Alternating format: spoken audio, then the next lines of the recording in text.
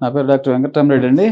ఈరోజు మీకు ఒక చిన్న టిప్స్ చెప్తాను. ఈ ఎండాకాలము సోరియాసిస్ గురించి చెప్తానండి. ఈ సోరియాసిస్‌లో మనకు చెమటలు పట్టకుండా చూసుకోవడం చాలా ఇంపార్టెంట్.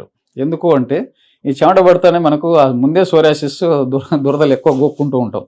అలాగా కాకుండా మనకు చెమట ఎక్కువ పడితే ఆ చెమట ఎక్కడ పడితే అక్కడ గోక్కుంటూ అక్కడ బాగా గీకుతూ పుండ్లలాగా ఏర్పడే అవకాశం ఉంటుంది.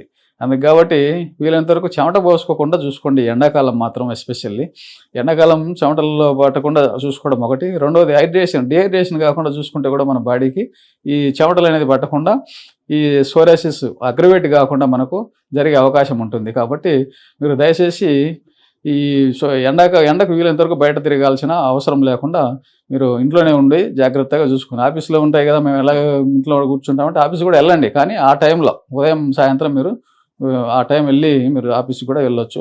వెళ్ళొద్దని కాదు, కానీ నేను చెప్పేటంటే చెమటలు పట్టకుండా వెళ్ళేంత వరకు చూసుకోండి. అది మీకు సోరియాసిస్కి ఒక చిన్న టిప్ చెబుదామని వీడియో చేస్తున్నాను.